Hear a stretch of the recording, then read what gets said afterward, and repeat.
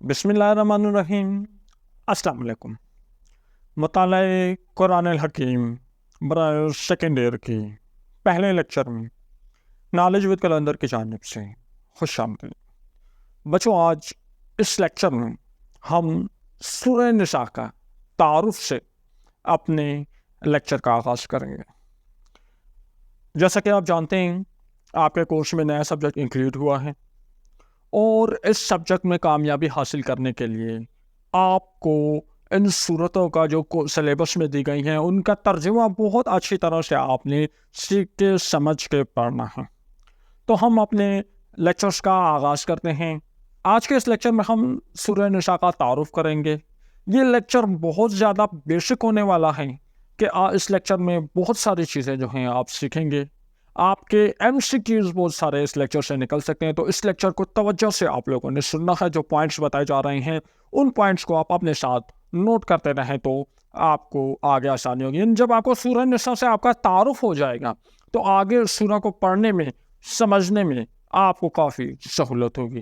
تو چلیں ہم لیکچر کا آغاز کرتے ہیں۔ ہمارے پاس سب سے پہلے جو ہیں تعارف اور وجہ تسمیہ۔ اب وجہ تسمیہ کہتے ہیں، سورہ کا نام سورہ نساء ہے تو کیوں ہے سورہ نساء، یہ نام کیوں دیا گیا ہے، تو اس کو کہتے ہیں وجہ تسمیہ۔ تو اب ہم اس میں بات کرتے ہیں۔ تو لفظ نساء جو ہمارے پاس ہے، اس کا مطلب ہے عورتیں، اس کا دو ترجمہ ہے عورتیں۔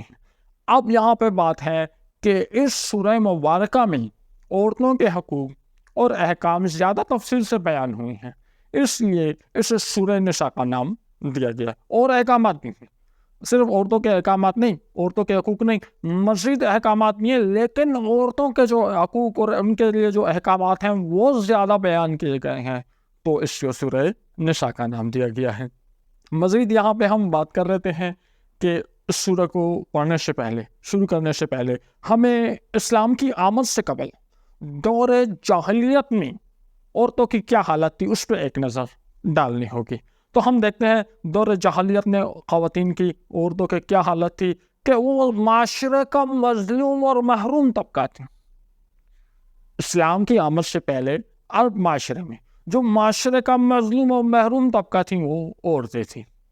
مزید ادھر ہم بات کریں تو عربوں میں اسلام کی آمد سے قبل بیٹیوں کی پیدائش کو عار سمجھا جاتا تھا، شرمندگی ہوتی تھی بیٹی کی ولادت پہ، جبکہ بہت جگہوں پہ بیٹیوں کو زندہ زمین میں دفن کر دیا جاتا تھا دور جاہلیت میں۔ اس کے علاوہ مردوں کے لیے بیویوں کی تعداد کی کوئی قید نہ تھی، یعنی وہ لامحدود جو ہے بیویوں کی کوئی لمٹ نہیں تھی، آپ کتنی بیویاں رکھ سکتے ہیں۔ عورتوں کا مال وراثت کی طرح تقسیم ہونا، جس طرح کوئی شخص مر جاتا ہے تو اس کے جو رہ جانے والا مال ہے اس کو تقسیم کر دیا جاتا ہے، تو اس طرح عورتیں جو تھیں ان کو بھی اسی طرح تقسیم کر دیا جاتا تھا۔ اس کے علاوہ مزید سوتیلے بیٹوں کا موت سے نکاح جو ہے وہ بھی عربوں میں زمانہ جاہلیت میں بہت عام تھا۔ عزت و عفت کا کوئی تحفظ نہ ہونا، تو یہ اسکرین پہ آپ کو نظر آ رہے ہیں یہاں پہ تو یہ سارے جو ہیں خواتین کی حالت تھی دور جاہلیت میں اسلام کی آمد سے قبل۔ اب اسلام نے آ کے کیا حقوق دیے خواتین کو، اس کو دیکھتے ہیں۔ اسلام کی آمد کے بعد، نزول اسلام کی آمد کے بعد، پیغمبر اسلام کے آنے کے بعد، نزول قرآن کے بعد، جب اسلام کی عام ہو گئی، اسلام کی دعوت عام ہو گئی، اب خواتین کے کیا حقوق تھے؟ پہلے تو ہم نے دیکھ لیا، پہلے والی بات یہ، تب دوبارہ دیکھ لیں ہم۔ پہلے والی بات یہ، دور جاہلیت میں یہ حالت تھی۔ اب ہم بات کر لیتے ہیں کہ اسلام کی آمد کے بعد کیا تھی۔ تو اسلام کی آمد کے بعد سب سے پہلے انہیں عزت و شرف عطا فرمایا، خواتین کا احترام اسلام نے سکھایا، وراثت میں حصہ خواتین کے لیے مقرر فرمایا گیا۔ اس کے بعد محرمات کی تفصیل، کن سے نکاح ہو سکتا ہے، کن سے نکاح نہیں ہو سکتا، اسلام نے بہت واضح تفصیل سے جو ہیں بتا دیا ہے۔ اس کے بعد مزید نکاح مقت کو حرام قرار دیا گیا، جیسے بات کی تھی کہ ستیلے بیٹے اپنی ماں سے نکاح کر لیتے تھے، تو اسلام نے اس کو حرام قرار دیا۔ بیویوں کی تعداد معین کی، کیونکہ دیکھیں جتنی زیادہ بیویاں ہوں گی، ایک سے زیادہ جب بیویاں ہوں گی تو ناانصافی کا خطرہ ہے. تو اسلام نے تو ایک سے زیادہ بیویوں کی اجازت دی ہے، لیکن ان کے درمیان عدل قائم کرنے کا حکم بھی دیا ہے، اور اس میں بھی ایک لمٹ رکھی ہے کہ 4 سے زیادہ بیویاں کوئی بھی مرد نہیں رکھ سکتا. دور جاہلیت میں تو کوئی لمٹ ہی نہیں تھی. بیویوں کے درمیان عدل کرنے کا حکم جیسے ابھی بات کی ہے. عورتوں کو حق مہر، نان و نفقہ، لباس اور رہائش کا حق، یہ بھی اسلام کی آمد کے بعد جو ہے خواتین کو ملا تھا. ماں کے حق خدمت کو والد سے مقدم کرنا، یہ جو ہے اسلام نے خواتین کو ایک حق دیا ہے. اس کے علاوہ ماں کے قدموں تلے جنت، یعنی ماں کی خدمت، ماں کی اطاعت گزاری کو صلے میں جنت کو جو ہے اسلام نے واجب کر دیا ہے انعام کے طور پہ. نیک بیوی کو خیر المتنا یعنی بہترین دولت قرار دیا، اور بیٹیوں، بہنوں، خالاؤں اور پھوپھیوں کی اچھی پرورش اور کفالت کرنے پر جنت کی بشارت دی. تو اسلام کی آمد کے بعد اب آپ دیکھیں اسلام نے خواتین کو کتنے حقوق دیے، اور اسلام کی آمد سے پہلے خواتین کی کیا حالت تھی. تو یہ اب ہمارا ایک پوائنٹ کلیئر ہو گیا. اب ہم اپنے لیکچر کے اگلے حصے کی طرف جاتے ہیں. ہمارا اگلا ہے زمانہ نزول و پس منظر. یہ سورج جس زمانے میں نازل ہوئی اس وقت کے حالات جو ہے ان پہ ایک نظر ڈالتے ہیں.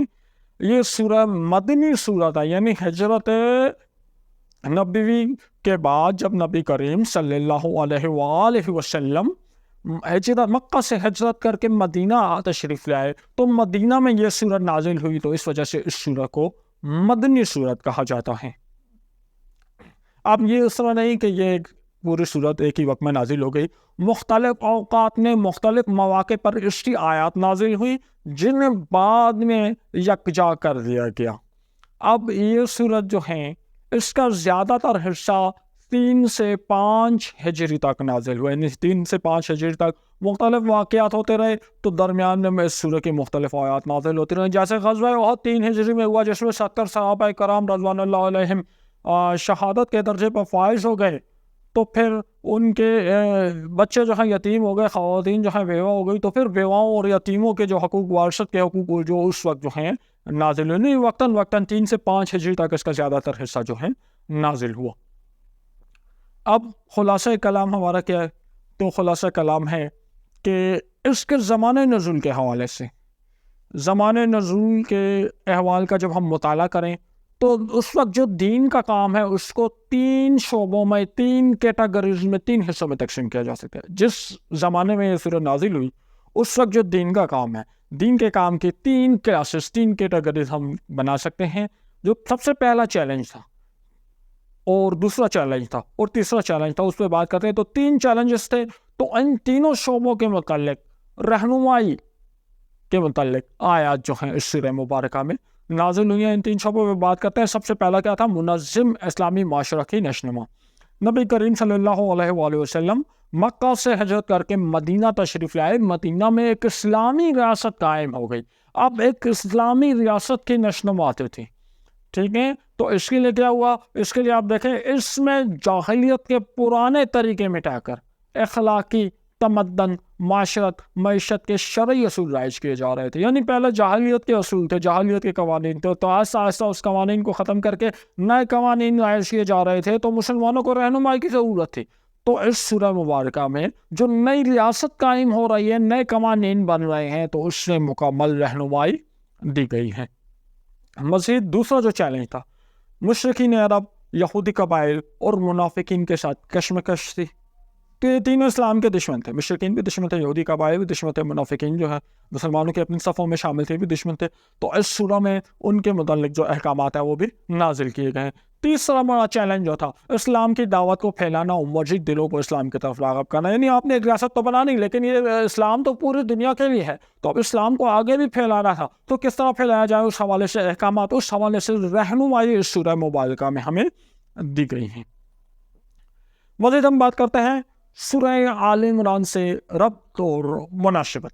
یہ بڑا امپورٹنٹ پوائنٹ ہے، اس کو آپ ذہن نشین کر لیں کہ قرآن کریم حکیم کی ترتیب میں سورہ نساء سے پہلے سورہ آل عمران ہے. جو ہمارے پاس نسخہ ہے، جب ہم نے اس میں ترتیب رکھی ہوئی ہے تو سورہ آل عمران پہلے ہے، اس کے بعد سورہ نساء ہے. سورہ البقرہ ہے، پھر سورہ آل عمران ہے، اور پھر سورہ نساء ہے۔ اب یہاں ایک بڑا انٹرسٹنگ پوائنٹ ہے، اس کو اگر آپ لوگ دیکھ لیں کہ دونوں سورہ آل عمران اور سورہ نساء کی بات کر رہے ہیں، دونوں مدنی صورتیں ہیں، ان میں باہم ربط و مناسبت ہے۔ کس طرح ربط و مناسبت ہے؟ تو وہ آپ دیکھ لیں کہ سورہ آل عمران کی جو آخری آیت ہے اس میں اللہ کی نافرمانی سے بچنے کا حکم ہے، اور پھر اس کے بعد اسی طرح جہاں سورہ نساء شروع ہو رہی ہے اس کی پہلی آیت میں تقویٰ کی ہدایت ہے، یعنی یہاں سورہ آل عمران تقویٰ کے احکام پہ اختتام پذیر ہوئی، وہیں سورہ نساء تقویٰ کے احکامات کے ساتھ سٹارٹ ہو گئی، یعنی جہاں پہ گفتگو کا وہاں اختتام ہوا، یہاں اسی موضوع سے گفتگو کو آگے لے جایا گیا ہے۔ اس کے علاوہ ہم بات کر لیتے ہیں سابقہ صورتوں سے ربط کا ایک اور پہلو جو ہے وہ بھی آپ کو بتا دیتے ہیں کہ اس سے پہلے جو سورہ البقرہ ہے، سورہ البقرہ میں بنی اسرائیل کے یہود کا ذکر ہے، اور اس کے بعد سورہ آل عمران میں عیسائیوں کے کردار پہ زیادہ تفصیل سے بحث کی گئی ہے، اور پھر سورہ نساء میں مسلمانوں کے کردار جو ہے، سورہ نساء کا مرکزی مضمون جو ہے وہ مسلمانوں کا کردار ہے۔ اب مرکزی مضمون اس سورہ مبارکہ کا کیا ہے؟ مرکزی مضمون اس سورہ کا مرکزی مضمون جو ہے وہ عورتوں کے حقوق ہے، کیونکہ خواتین کے حقوق بہت زیادہ بیان کیے گئے ہیں، تو اس وجہ سے سورہ کا نام بھی، اس سورہ مبارکہ کا نام بھی سورہ نساء پڑ گیا، کیونکہ خواتین کے حقوق بہت تفصیل سے بیان کیے گئے ہیں۔ مسلمانوں کے معاشرتی اور اجتماعی زندگی سے متعلق احکام و قوانین، یہ اس سورہ کے خواتین کے حقوق کے بعد جو مسلمانوں کے معاشرتی اجتماعی زندگی سے متعلق جو احکام و قوانین ہیں وہ اس سورہ مبارکہ کے مضمون ہیں۔ اس کے بعد فروغ اسلام کی بھرپور کوشش اور منافقین کی اسلام دشمن سازشوں سے حد درجہ محتاط رہنے کی تاکید کی گئی ہے اس سورہ میں مسلمانوں کو۔ اہم مضامین پر ایک نظر، ایک تو خواتین کے حقوق ہے، اس کے علاوہ کچھ اہم مضامین اس سورہ مبارکہ میں ہیں، ان پر ہم ایک نظر ڈال دیتے ہیں۔